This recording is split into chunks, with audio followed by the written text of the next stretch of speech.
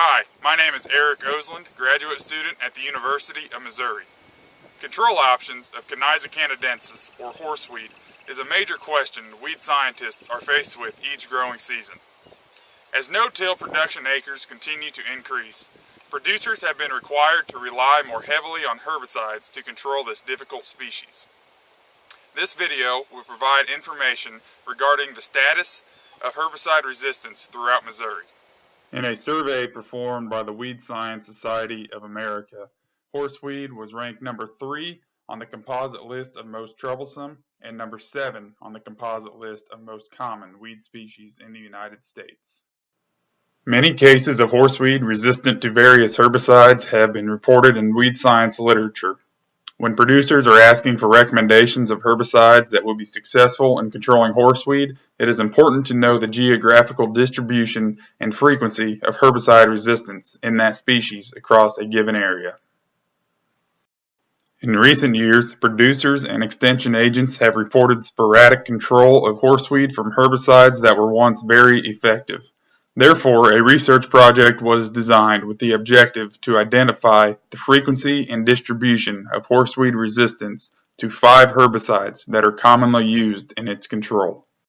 In the fall of 2015 and 2016, mature horseweed seed heads were collected at the end of the soybean growing season.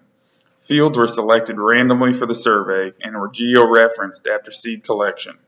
After both years of collections, the final number of screened horseweed populations was 104, and all regions of the state were represented. Horseweed populations were grown in greenhouse flats and were then transplanted into 4-inch pots containing 2 plants each. Applications of herbicide were made when horseweed plants reached a 4-inch rosette, and applications of each herbicide were made at 2 times the normal use rate. Plants were rated on a scale of 0 to 100, and populations with an average control of less than 70% were considered resistant. To understand the following data, it is important to understand the layout of a box and whisker plot. The box represents the variability in the data. So for example, this box shows that the population exhibited control from around 25% to about 70%. However, for this study, we are more focused on the average control of the population. The blue horizontal line represents the average control across all the replications of each population. The red line across the upper portion of the graph is the resistance threshold that we use to classify a population as either resistant or susceptible. This threshold was derived from previous literature. Therefore, to put it simply, when the blue line is beneath the red line, we classify that population as resistant. To give a brief explanation of the results, the populations collected all showed resistance to glyphosate. This was not surprising, however, as the populations that were selected had likely survived some sort of herbicide application throughout the growing season, and there is a good chance that these applications contain glyphosate. As we look at chloranthalum, or first rate, this is our ALS inhibiting herbicide that was screened in the survey.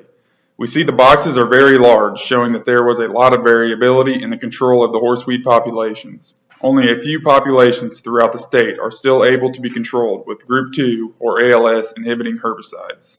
Overall, 2,4-D was very effective in controlling horseweed populations. All but 3 populations were controlled well with 2,4-D. The populations that are showing suspicions of resistance are undergoing further testing.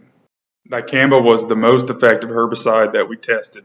Dicamba allowed for the least amount of variability and had no populations with suspicions of resistance.